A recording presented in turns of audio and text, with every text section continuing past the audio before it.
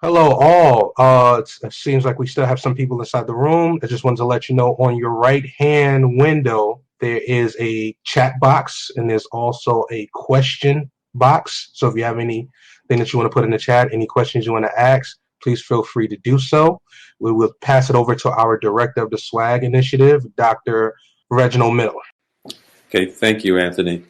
So the way we're going to run this is that we're going to have two speakers, folks, and then we're going to go to the Q&A. Please put any questions you have in the Q&A, which is right below the chat.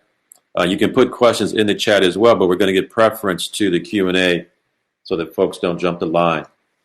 So welcome to this session, the SWAG session on teamwork makes the dream work. And the idea here is that as athletes, you've all learned how important it is to be members of a team. What we want you to understand is that also science and healthcare are also requires excellent teamwork. So we have two speakers today who are going to talk specifically about their experiences in working on teams. The first speaker is going to be Dr. Michelle Bennett. Dr. Bennett is Director of Strategic Partnerships and Development at the National Institutes of Environmental Health Sciences at the National Institutes of Health. She is also the Director of the Center for Research Strategy at the National Cancer Institute at NIH. Dr. Bennett is a nationally well-recognized speaker. She speaks on developing teams and how to make successful teams in science, as well as the importance of having diverse teams and how that impacts on the success of your science. So she's going to set the stage on the importance of teamwork. And then we're going to be joined by Dr. Nate Hughes. Dr. Hughes is a anesthesiologist. He's completing a residency in anesthesia at the Rutgers Medical Center in New Jersey. However, he comes to us with a distinguished athletic career prior to becoming a physician. Dr. Hughes graduated from Alcorn University in 2008 with a bachelor's degree in nursing before entering the NFL draft. He was drafted as an unsigned free agent to the Cleveland Browns and had stints with the Kansas City Chiefs, Jacksonville Jaguars, and Detroit Lions. I'm sure he wished he was on that Kansas City Chief team most recently at the Super Bowl. During the 2011 NFL lockout, Dr. Hughes actually worked as a nurse and then entered medical school in 2015. So he's going to speak to us about his experience as an athlete, as well as his experience working in the field of medicine, in particular as an anesthesiologist, and how teamwork really benefits him and how important it is. So let's start with Dr. Bennett. I will apologize to you all up front because my camera is not working, so I'm just going to be off to the side. But right now, I'll turn it over to Dr. Bennett. All right. Can you hear me? Yes? Thank you. So thank you very much, Dr. Miller. I really appreciate the introduction. It's a true honor to be here with such an esteemed panel. I feel very fortunate. I met Dr. Miller a couple of years ago, and he told me about this program, and I was very excited about it. I told him if he ever needed anything from me or wanted me to participate, that I would be more than happy to do so. So I just feel really appreciative of being invited today. Do we have the slides up? That's all right. I can kind of get going while you're getting them up, Anthony. Thanks so much. So you heard Dr. Miller talk a little bit about team science, and I am extremely passionate about team science and collaboration. This is something I could talk about for probably days, if not weeks. I am excited about it because I'm really passionate about what is possible when you bring people together, especially when it concerns solving really complex scientific problems. And I think today, more than ever, we have got so many complex scientific problems ahead of us that need to be solved, that if we don't bring teams together, we're never going to get them solved. So if you want to jump to the next slide, Anthony. One of the things I do is I travel around the world, I travel around the nation talking about team science. And what does that mean? So what that means is I actually go out and I talk to scientists, I talk to clinicians, I talk to people in healthcare, and I help them understand how to work together as a team. So I actually don't talk about the medicine itself. I don't talk about the science itself. I help them understand that it's the science and the medicine that bring the teams together. But if they don't know how to function as a team, if they don't know how to work as a team, that they're going to have a lot of trouble reaching their goals and reaching their aspirations. So I actually wrote this book with a couple of colleagues. It's freely available. It's on, if you go to teamscience.nih.gov, it'll redirect you to another site, but you can get it as a PDF, a Kindle version, and EPUB. And I wrote in the black bubble, you could have written this book. And the reason that I say that is because you as athletes have a perspective on how teams function that, to be honest with you, scientists and a lot of clinicians don't have. It's a true gift and it's a true asset to have these skills. And what I'm trying to tell you is that all of these skills that you have are transferable. It puts you in an incredibly unique position when you join the sciences and you start working in medicine or as a scientist to be able to have a kind of a leg up on the colleagues, especially as it pertains to being a team member. So what I want to do is I'm going to just explain to you 4 areas that I think are absolutely critical when I go out and I talk to scientists and clinicians and researchers across the nation. I always try to make about 4 points. And so I thought I'll just do that today for you, is I will make these 4 points. And what I want to try to do is make the link between you already know this stuff and I'm going out and teaching doctors and scientists about this stuff. So let's go to the next slide, Anthony. So the first element is trust. I cannot tell you how important it is to have trust as a team member. But I actually, while I'm saying those words, you're probably going, well, yeah, we know that already. You know, think about the work with your coaches, with your teammates, with your opponents, with the referees, the judges. Without trust, you can't have a strong team. And this is something that I go out and I tell the scientists that one of the things that they need to be mindful of is that they need to be mindful of how to build trust in those teams. Imagine Dr. Hughes as an anesthesiologist in an emergency room caring for a patient and somebody not trusting him. You've got to have trust. It's fundamental. Let's go to the next slide, Anthony. The other element that's absolutely critical is a shared goal. And again, this is something that I go out and I talk to scientists about, scientists who have created a team, who are interested in solving a complex scientific problem. And yet when I ask them, what's your goal? What's your shared goal? They oftentimes can't tell me. They're not really sure. They haven't talked about it. It's not clear yet. Well, just imagine being an athlete and having your goal not clear. There's got to be a lot of clarity, right? Everybody's got to be committed to the shared goal. You've got to have the same goal as your teammates and your coach, or else you're going to have issues or problems. So let's go to the next slide, Anthony. The other thing that I tell teams is that there really absolutely have to be clear expectations. So what's expected of me in my role? What's expected of my coaches? What's expected of my opponents? What responsibilities do I have to the sport, to my team members? If you think about those series of questions, a lot of those things are made clear for you, right? They have to be when you're an athlete. You really have to understand them and live into them. And the same thing's true in the sciences. If you have a science team that's working together, there's got to be clarity about how we're going to do the science, how we're going to work together, where are we going to get our samples, how are we going to treat the patients. There's all different things that you really, really need to be mindful of. And without the clear expectations, the team is going to, I was going to say fumble, and then I was going to have to say, well, I didn't really mean it as a pun, but I guess we'll just say fumble around. So again, really, really critical. And again, this is stuff I have to go out and teach people because they never really learn it. Okay, next slide. The other thing that I always tell people is that I tell them that team science is an exercise in diversity. And when I say diversity, I mean many, many, many dimensions of diversity. So just imagine that, okay, let's imagine we're back in the emergency room and you've got Dr. Hughes there. And you have 10 other anesthesiologists, but there's somebody there who needs their appendix taken out. That's not going to be very effective, right? So it's the same, you apply the same concept to a complex scientific problem.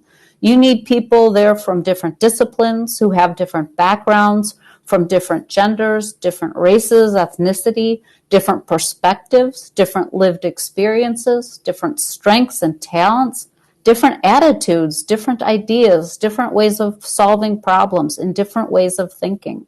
There are many, many examples out there of accomplishments that have been made in the technologies or in the sciences that have totally missed the mark because somebody wasn't at the table whose perspective was absolutely critical for achieving the desired goal. So, next slide, please. So, I always end my talk when I go out and I talk to clinicians and scientists, and I ask them, what's the difference between scientists and clinicians and athletes? And sometimes I hear very different answers. Sometimes they say, oh, money's the big difference because athletes are all rich. If we're talking about hockey players, they'll say teeth, for example. All great ideas. But go to the next slide, Anthony. But the answer I give them is that athletes practice. And the reason I say that to them is because if I spend, let's say, half a day doing a workshop for scientists and medical professionals, what I'm doing during that workshop is I'm trying to help them understand how to establish trust, how to set expectations, how to create a vision, how to communicate effectively, how to manage disagreements so that they can function optimally as a team.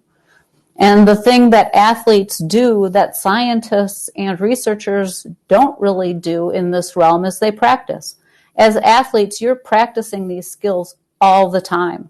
And yet when I leave a workshop with scientists and medical professionals, I have to say to them, you know, if you don't pick up a nugget or two of the things that I'm talking to you about, you're not going to be able to make them work because you have to practice with them. You've got to put them in place. And so really what I want to say to you is you already have so many skills that can contribute to your success as a scientist, as a doctor, as a nurse, as somebody in the healthcare field. And I really, really encourage you to think about how powerful that really is. I also invite you to find that book at teamscience.nih.gov and take a look at it because I think you'll look at it and you'll go, yeah, I know this stuff. Last slide, Anthony. We need you. We need you out here. And I don't say that lightly. There are so many examples of places where we are struggling in the sciences, where having your perspective, your input, your thinking, your skills, your talents is so, so essential. And so I really, really encourage you to think about pursuing careers in this realm. We'd love to have you. So thanks for letting me share a little bit of my time with you today. I'll pass it off to Dr. Hughes. Okay, thank you, Dr. Bennett. So, Dr. Hughes, tell us a little bit about your professional career as an athlete, but then quickly segue to your current career. Okay, can y'all hear me? Yes. Okay, awesome. So my professional career lasted from 2008 until 2012. It was a total of 5 seasons. On every team I played on, I learned multiple things in regards to the team. Each team is not created equally. Some teams are better than others. It's clearly a difference between the Kansas City Chiefs and the New York Jets. And the difference is not the personnel. It's not the experts on the team. It's how well they operate as an expert team. The talent on the New York Jets is just as equal to the talent on the Kansas City Chiefs. However, the talent on the Kansas City Chiefs know how to work together as a unit to accomplish a goal. A lot of things Dr. Bennett talked about were a lot of things that that we as athletes, we have in us. We just probably have not had anyone to tell us and explain to us who we are. One of the things that stuck out to me was she talked about kind of like, I summed it up as an accountability and a preparedness sake. And one of my favorite quotes by, I think, the greatest athlete of all time, who was Muhammad Ali, his quote says, "Before I get in the ring, I have already won or lost the fight. The fight is won far away from witness, out on the fields, out on the lines, long before I dance under the lights." And basically what Muhammad Ali is saying in that quote is, by the time you get to the game, or by the time you get to the end, or where it's time to showcase your talent and showcase what you've accomplished, the work has already been put in. It's equivalent to cramming for a test. It's impossible. Sometimes it works out where you can cram the night before a test and do okay. But if you put the work in prior to that night before, if you put a little bit in your bucket day in, day out, coming up to that test, you'll benefit more so on that test than you would have in cramming. So me personally, when I get ready to take a test, everybody laughs like, "Nate, you're not cramming, you're not studying." Like, the work is done. If I don't have it by the night before the test, chances of me getting it and understanding it is slim to none. I also want to talk a little bit about some of the attributes that athletes have and kind of tied into how it works in the medical arena. For instance, one of the attributes that was spoken on earlier was just overall just being a team player, being selflessness, to say the least, where you care more about the team than you do yourself. Now, we all know as athletes, anytime a player puts themselves ahead of the team or think they're more important than the team, then the whole team suffers. In the world of medicine, if you get an ego or a situation or a complex where you think you are more important than the team you're working on and that you're more important than the patient that you're taking care of, the team suffers as well as that patient. And in this situation, it's not win or lose as in the form of a game, but it's life or death, which is very important. Another thing that was spoken on was how we communicate, how we effectively communicate. Communication. Sorry about that. Y'all may see me look at my phone every now and then. I'm technically on call, so hopefully they don't call me. But communication is key. As an athlete, it's multiple ways we communicate. We learn signals. We communicate in huddles.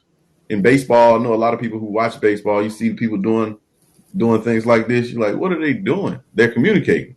They're talking. In the form of medicine, our communications are a lot similar. I kind of wanted to find some videos of some emergency situations where we call codes, where a person is in the process of dying and the team rushes in and everyone on that team has a specific part that they play.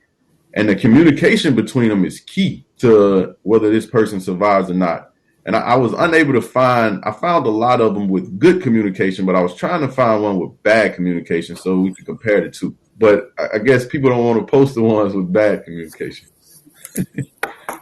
Another thing that I think is important that makes athletes so unique in regards to this journey of medicine is that as an athlete, we learn at a young age how to handle adversity. We learn that sometimes we do our best and we still come up short. And in coming up short, we also develop a sense of confidence and a sense of competitiveness that we do what we need to do the next time to make sure that we don't feel the same way we felt the time before. What that does, though, is it builds a sense of confidence. So we know, okay, I bounced back. I was on a 2-game losing streak, or I didn't compete well as I would like to at the track meet. I got 3rd place. We go back to the drawing board. We look at what it was that we did wrong or what it was we could have done better, and we figure it out. So we learn how to handle adversity. And how does this work in the real world when it comes to medicine? There's going to be times where you're going to be slapped during actual learning with becoming a doctor in medical school, where you're going to be slapped with tons of info that you must learn. And in that moment, if you're not competitive, you're going to go into a tank. You're going to just bow down and be like, you know what? I don't want it. But your competitive nature would kick in because you would know that I can do this. I can get through this. Once you get to residency training, the hours, the times, the hours, how hard you're thinking, how hard your brain is working, that shows up with all the long hours. And Dr. Bennett spoke on that. All the long hours you put in on the football field, on the basketball courts, out on the track, in the gym, all those hours show up and you realize I physically can do this. I just have to mentally be prepared. And the last thing, once you're out in the real world, adversity comes in all forms, all shapes. You'll have a family at some point. You may be married. You may have kids. You may be dealing with things at work. But you have to understand how to put all of these together and understand and get through it, whatever adversity comes your way. I'm going to give you a story that my granddad used to tell us. I don't know if it's a true story or not, but it was my granddad. He used to tell us when we was little, so we believed it. And it's the story about pit bulls and how they were used back in fighting rings way back a long time ago. And in pit bull fights, they had this thing called a scratch line, where they bring a pit bull from one side to the scratch line. It was dog fighting. Bring them to a scratch line. Bring another one to a scratch line. It's a line that separates them from the area where they're going to fight. And they get up to that line, and the dogs are so eager and so anxious to get at each other that they just scratch at that line, scratch at the line. They digging in, digging in. And that's how I got the name the scratch line. And so once they dig in, they let the dogs go. The dogs fight, and they break them up. They do it again. They break them up. They just keep letting them do it. And what they found out that was so special about pit bulls as opposed to any other breed of dogs was no matter how bad a pit bull was injured or beat or destroyed, once they separated them and pulled them back, that pit bull, basically holding on to life with only motion or movement in one arm, would still lie there on that scratch line and still scratch at that line. And so what I'm saying is we have to have the tenacity of a pit bull when it comes to chasing our dreams, chasing our goals.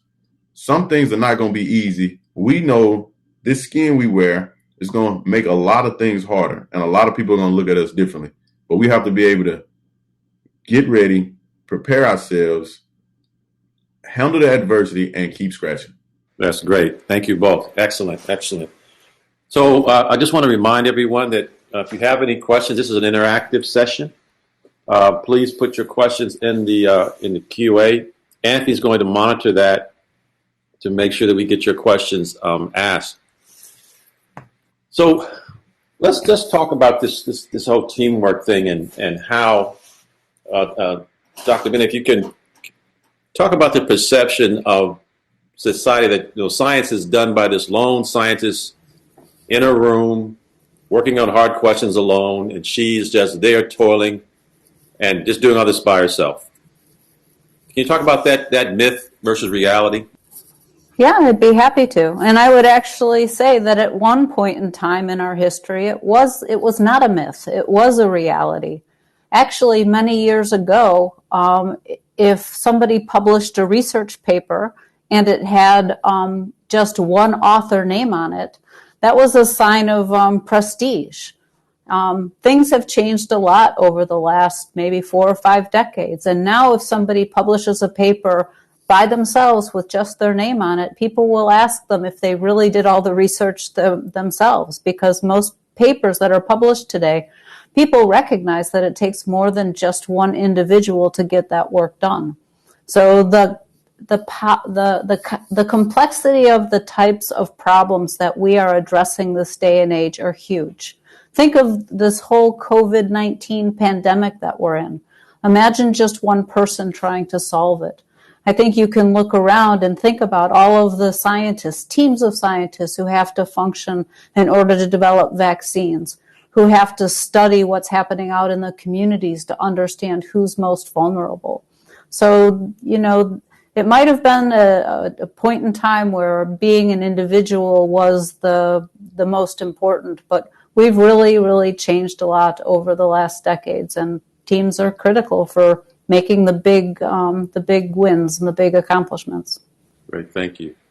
I don't know, Dr. Hughes, if you want to add anything to that or not, but I really want you to talk about your personal experiences as an athlete. In particular, the transition that you had to make from being an athlete to being a healthcare professional. Where was there a difference in mindset? Did you have any setbacks, or what kind of kept you going? Because clearly your academic pursuits had to parallel your athletic pursuits. Can you just talk about your mindset as you were going through? Yes, I talk more specifically about my journey going into medical school. After I retired from playing football, my objective was to get into medical school. So I applied to medical school. I took a test that I'm sure y'all are all familiar with called the MCAT. And I didn't do as well as I would have liked to have done on the MCAT. Prior to taking the MCAT that year, I had taken the MCAT when I was in college and did well enough to get into medical school, but I decided to go play football. So after 5 years had passed, now that MCAT score is no longer can be used as far as my application process. So now here we are 5 years later. I have not been in any true basic science classes. I struggled. I did not do well, like I said. I decided to take a MCAT review course. Took one through Kaplan, did the review course, did better on the MCAT, but not as well as I would have liked, or not good enough to get in medical school. So I was told by some of my mentors, still apply. And they were right. I did right. I still applied. Did not get any interviews because places could not take into consideration my previous MCAT score, the first MCAT score. They had to look at the most recent two. So I ended up continuing to work for a year. I decided to take some time off from work just to focus on the MCAT for 4 months. Moved away from my wife and kids at the time. Studied 4 months straight, just grind, because I knew what I wanted to do was go to medical school. And if I was going to get into medical school, this MCAT was the one thing that stood between me and that. So that's when my competitive nature kicked in. I grind. I figured out how to get it done. Did well enough on the MCAT to get into medical school. Once I got into medical school, I still ran into problems. Medical school is no cakewalk. Langston Hughes has a poem called Mother to Son. And in that poem, it says, "Life for me ain't no crystal stair." And medical school was no crystal stair. It was full of adversity. It was full of heartaches. It was one specific class that I struggled a lot in was histology. Looking under a microscope, pink blobs looked like purple blobs to me, and purple blobs looked like blue blobs. And just to know how important and how intrinsic those pieces and parts work in the overall body was a little more complicated than I envisioned, but I got through it. Once I got into the medical field, residency is tough. Like I spoke on the hours, the learning curve is even steeper. Every time you transition from one thing to the other, the learning curve is steeper because you get more specialized into that area. Okay. So there's a question in the chat. Still staying with you, Dr. Hughes. Matthew Brown wants to ask a question. How do you handle self-doubt? Self-doubt how did you handle it on your journey? And I would ask Dr. Bennett to also comment on that from your own personal perspective. Dr. Hughes, why don't you take it first? So self-doubt, I don't care what anyone tells you, everyone has some form of self-doubt. Point blank period. There's some form of it. However, as an athlete, because there's times where the game's on the line. You may be called to shoot this last shot. You want to shoot it, but in your mind, things are going through your head. What if I miss it? What if this doesn't work? Or what if this play doesn't work? But you can't let the self-doubt dictate your attitude towards the goal or what you're trying to accomplish. Self-doubt's going to be there, and there's going to be people that come along the way to try to put more self-doubt in you. You got to be more confident about yourself and know that as long as I put the time in and put the work in on the front end, I will be fine. Dr. Bennett, want to add anything to that? Well, Dr. Miller, I appreciate your giving me an opportunity to speak to this because, because my world had been full of self-doubt for many, many years. Just to give you some perspective, I often found myself as the only woman around a table full of middle-aged to older white men. And for me, that was incredibly intimidating. I can tell you there are many periods in my life where I was basically, I guess not really, my voice didn't seem to carry much influence or weight, let's just put it that way. So yeah, lots of self-doubt. I think Dr. Hughes said it really nicely that, I think if you can take that from other people and add it to your basket, or you can try to push it off and say, I'm just going to fight a little bit harder. I'm going to try a little bit harder. And I think that's what you really have to do, is recognize. And I think what Dr. Hughes said too is that, this is something everybody faces. It wasn't just me, even though at the time it felt like just me. So I think that's the other thing, is that this is something everybody faces. So I guess that's all I would add. But I want to bring this back a little bit more to the realm of the athlete, because we've been doing this work with the SWAG initiative for a couple of years. And what I've come to appreciate, and I wasn't an athlete when I was in school, I was a working student, but there's some parallels there. But it seems that the athlete, oftentimes, at least in the collegiate environment, is somewhat isolated and not quite sure of how to navigate the pathway into science and healthcare. So what tools can we give to the athlete in particular who's trying to navigate this different world?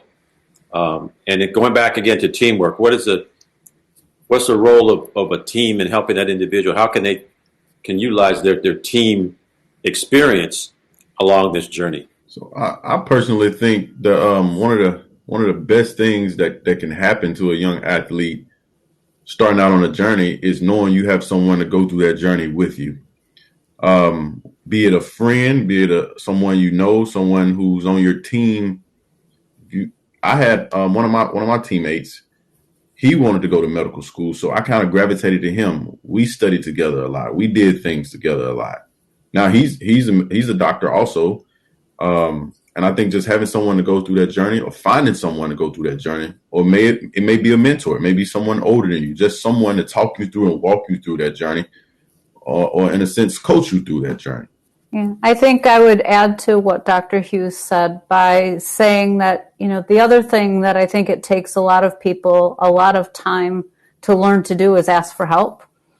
I think that if this is something that you really, really want to do, I think you'd be surprised at how many people out there would be willing to give you a hand and spend time with you and help you learn and help you navigate. Okay. So as an athlete, Dr. Miller, we have a question in the chat box by Cal Cummings. Can you see that in the chat box? Says, hi, my name is Cal Cummings. I am an undergrad student at Xavier University, located in Cincinnati, Ohio. I'm a Black male student that is interested in pursuing a career in medicine. My question is, what major should I graduate in to apply for medical school? My major is economics. Also, I was looking for mentorship from a Black professional. Anybody want to handle the question around the major first? So I can speak from my perspective, and a lot of colleagues and friends that I know who have gone to medical school, is that major isn't really that important. It's what are you passionate about? What are you interested in? I mean, certainly to get into medical school, you have to have some baseline courses, and you have to take the MCAT. But the major itself, my understanding is it's not that critical. I think some of the extracurricular activity too, though, is also important. What else are you interested in, and how do you spend your time? Dr. Hughes, what do you think? I totally agree. You hear the old school thought of people thinking that in order to do medicine, you need to be a pre-med major. That is not the case. You can be economics major, just like you said. You can be a health major. You can be a literature major. I actually graduated with a guy who's an orthopedic surgeon now who was a literature major. So the major is not important. Like Dr. Bennett spoke on, what your passion is what's important. So just know that whatever your major is, if it's not something in the basic sciences, you will have to get those courses in the basic sciences to have the prerequisites you need to even apply to medical school. Also be cautious that not only do you need those courses, but you have to some kind of way find a way to get expertise or get a good understanding of those courses. And it's a lot easier to do well on the MCAT if you have been in those courses during the course of your 4-year career. It's almost this, like I talk about, put a little bit in the bucket every day as opposed to trying to figure it all out at the end. But I majored in nursing. I didn't learn anything about biochemistry or physics until I went back to do my prereqs. Yeah, I can add a little bit to this as well. So I'm at Icahn School of Medicine at Mount Sinai, and I was surprised to learn that we have a number of English majors, dance majors, psychology majors, which I don't call a hard science, but psychology majors. But the point there is that, just to reiterate the point that Drs. Bennett and Hughes made, is we're looking for folks who are passionate about something. Because this also kind of goes to the question of having a diverse team. If everybody in the team is thinking one way, you're going to miss something. You need to have individuals coming to a question or a problem with a diverse perspective. So having folks who have a background in dance or have a background in philosophy, those individuals are going to see things very much differently than someone who has a biology background. So this is what science and medicine is today. And to really be successful and address the type of questions that we have before us, we need all these different types of individuals coming to the table. Dr. Bennett, do you have something to add to that? I think you said it brilliantly. So do we have any other questions for anybody in the chat? I think people are pretty quiet. Hopefully this topic is resonating with you all. We're coming to the end of our time for this session, but we have time for a few more things. If there's any parting advice that you both would have for our student athletes, who we do see as a very different demographic, folks who have a lot of soft skills, but sometimes doubt themselves because they don't necessarily grow up in this pre-med world or pre-dental world. What advice can you give to them specifically as athletes? And we'll start with you, Dr. Bennett, and then come to Dr. I think I would say, that if you have dreams, you should follow them. And I think that you have already, as athletes, so many skills that are applicable to whatever direction your passion takes you. And if you aren't quite sure about that, you can kind of sit down and reflect on what does it take to be successful in general. And I think you can make a lot of parallels with what it means to be an athlete and to be committed to being an athlete, to being the best you can be, to supporting your teammates, to being supported by your teammates. I can't say you shouldn't doubt yourself, because I, for one, have spent a better part of my life doubting myself. And at the same time, I just refuse to give up. And so I guess I would just say you keep on going for it. You can do amazing things. Thank you. Dr. Hughes. I agree with everything Dr. Bennett said. And it's weird, that doubt that we have. I think that doubt sometimes is what makes us raise our level. It gives us a sense of anxiety that makes us do a lot better. The one thing I would like to also give to all the athletes is just imagine your day-to-day as compared to a regular person's day-to-day. You have weights, you have practice, you have meetings, and you have school. So the fact that you can succeed with all of these different things on your shoulder, medical school or any other type of school with no days of practice, no days of meetings, no days of being physically tired after your day before you even start studying, you have everything you need. You would do a lot better than you think you would do. because you won't have that extra burden. I've heard some folks say, and they don't say it out loud because they don't want to seem arrogant, but I've heard some athletes say medical school compared to undergrad when they were juggling sports is a piece of cake. That's a powerful statement in itself. It's so serious. A lot of people don't believe me when I tell them this, but my worst experience in life was actually, and it could be worse because I was in nursing school while I was in college. So I was juggling two sports. I was a two-sport athlete in college. So I was playing football and running track and in nursing school. But once I finished all of that and I started medical school was a cakewalk because we had a certain amount of time we were in the classroom. I didn't have practice. I didn't have weights. I didn't have to think about if my opponent was looking into my weaknesses. It was just me and my book. And I knew that how well I did not depend on how well my opponent prepared. It just depended on me. I thought it was a cakewalk other than one class, histology, but it was a cakewalk. Well, this has been a great session. It's coming to an end. There was one final question about mentorship. We have information, I think, in some part of the program. I think it's on the page references, and Anthony can point you to that for the SWAG initiative. Anybody that's looking for mentorship can get in contact with us through SWAG, and we can connect you with our network of mentors. I want to thank Drs. Bennett and Hughes for an engaging conversation. We do think that teamwork is such an important aspect that we wanted to highlight it in this year's conference.